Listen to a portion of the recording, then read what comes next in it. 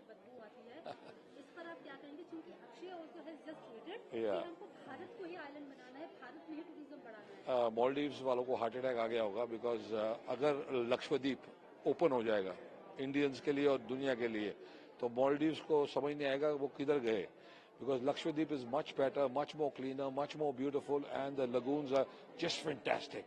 हम लोग उससे प्रमोट नहीं किया आज तक. पहले तो आईएनएस विक्रांत पे जाके पार्टियां होती थी, लेकिन हम इंडियंस को वहां जाना अलाउड नहीं था. पर हमने खुद बंगाराम आइलैंड पे अपना होटल बनाया. वो भी अभी गवर्नमेंट के पास है. अगर वो पब्लिक को वहां जाके रहने देंगे, हमने लकड़ी के घरों का मेरे एक सारा बोर्ड करके कंपनी है, उससे होटल बनाया है.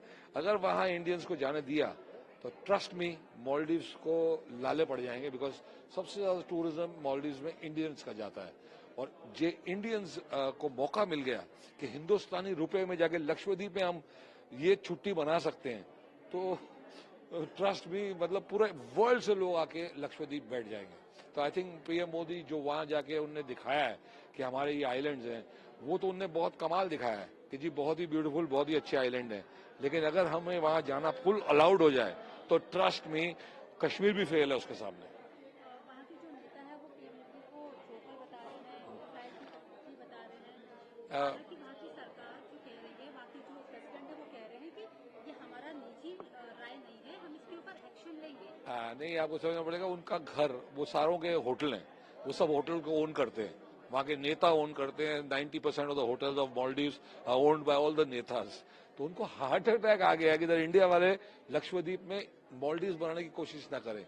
इंडिया ने, अगर मोदी जी ने ठान ली ये बात, तो trust me, Lakshadweep will be the number 1 destination in the world. लेकिन इंडिया से भी मालदीव में काफी टूरिज्म जाता है। एब्सोल्युटली. तो वो हमें डॉलर में खर्चा करना पड़ता है. हमें वहाँ बहुत प्रॉब्लम्स हैं.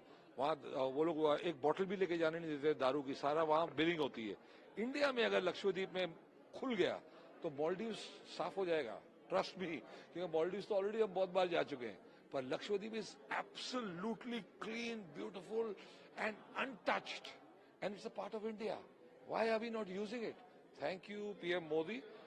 Please open it for everybody. मैं सच बता रहा हूं आपको, इतने ब्यूटीफुल आइलैंड्स हैं, वो छोटे छोटे आइलैंड्स, अगर उन पे होटल्स बन गए ना, तो पूरी दुनिया से टूरिज्म आएगा और बिलियंस ऑफ डॉलर्स इंडिया को मिलेगा. इंटरनेशनल लेवल पे अगर पीएम मोदी को इंसल्ट किया जाता है, To hell with everybody. We know he's our God. He's the best. He's number 1. We have the best prime minister in the world. And जिसको जो बोलना है वो बकते जाए, हमें फर्क नहीं पड़ता. आखिरी सवाल है, आप इंडिया वालों से क्या अपील करेंगे? मैं इंडिया वालों से अपील करूंगा कि प्लीज, जिस तरीके से हम लोग पीएम मोदी जी बोलते रहते हैं कि इंडिया ट्रैवल करो, इंडिया ट्रैवल करो, India is fantastic. We have deserts, we have mountains, we have lagoons, we have everything in the world. This is God's own country. तो support India, travel in India first. बाहर घूमने भी कभी कभी जाओ, no problem, पर India, हमने अगर इंडिया ही नहीं देखा तो फिर हमने क्या देखा? तो आप ये चाहोगे कि जो नेता ऐसी बातें करें उनके ऊपर एक्शन जरूर हो? अरे कोई एक्शन की जरूरत नहीं है. जो भी ऐसा भौंक रहा है भौंकते रहे, कोई फर्क नहीं पड़ता. नरेंद्र मोदी जो है वो हमारे देश में जब से वो प्राइम मिनिस्टर आए हैं, हमें बहुत गर्व है. और इस अब की बार मैं तो बोलता हूँ 400 पार. तो you have to understand 2024 is going to be his year again. He is working full day. एक आदमी जो 19-20 घंटे काम करता है देश के लिए, वो देश को आगे लेके जाते जा रहा है, और हम सब उसके साथ.